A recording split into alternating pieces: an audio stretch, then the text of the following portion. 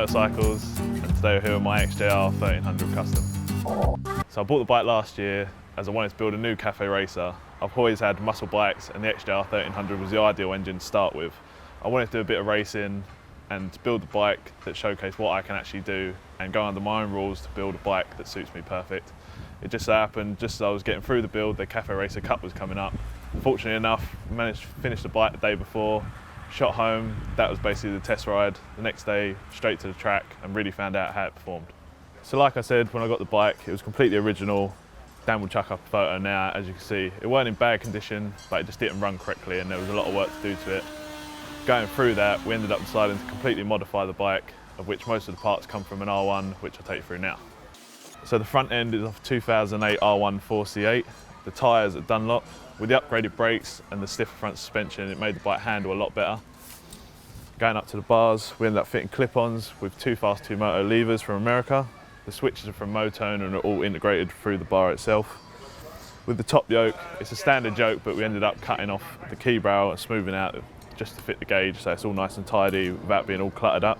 So the tank's a standard XJR tank. We resprayed it. The condition of it was fine, it just needed a better paint job. Put my own logo into it and done some custom line work. The fuel caps, just a Chinese buy, they're pretty standard. Going down to the engine, we modified the engine to get a bit more power out of it. So with an upgraded clutch, the carbs have been rejetted by Dynajet. Then changed the timing, bigger inlet manifolds. It makes the bike breathe a bit easier. It's a little bit louder, but you get a bit more performance out of it on a dyno and on track. So moving on to the exhaust, it's the original down pipes, but we custom made a new collector and link pipe to bring it up through the R1 swing arm. It comes up to a new Termigioni exhaust from a Ducati. It just makes the bike keep that power at the bottom end, but still breathe good enough to get the top end. So the rear sets are off of a 2011 GSX-R.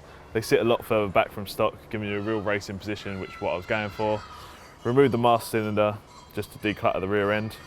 The subframe itself has had a lot of changes. From sitting about 2 or 3 inches lower, we've actually lifted it up, remade all the mounts for the shock absorbers, and then Frenched in the rear tail light, so it gives a real sleek look from behind. The seat itself was custom made by me. I had a friend upholster it. It sits a lot lower, and you can just about fit 2 people on it.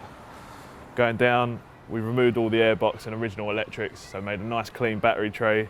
Inside here runs all the Motor Gadget M unit, the new loom that I made myself, and the only bit that's actually stock is the ECU itself. So moving on, the rear indicators from Shinyo, they're nice and small but still pretty bright, mounted with Motone brackets. The rear shocks are made from Maxton, they're nice and stiff, which is perfect for on track, a little bit brutal on the road, but it's completely manageable. As I said, most of the bike is from an R1, including the rear end. The swing arm itself was modified to fit in the XJR frame and then converted from a mono shock to a twin shock with the mounts that I made. The number plate bracket I made as well, that's all mounted into the rear. It's nice and close to the wheel, so it keeps it tidy from the back. So the problem with building a track bike out of a muscle bike is the problem of the added weight. We've done this by fitting most of the R1 parts and fitting some carbon fibre pieces like the front mud guard, the chain guard and the exhaust.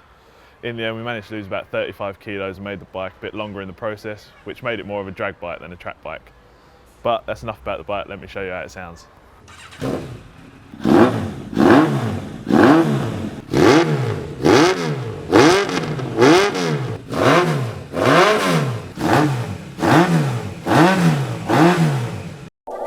I don't understand, what looks better? But like, it's going on Tinder, so it's got to be that.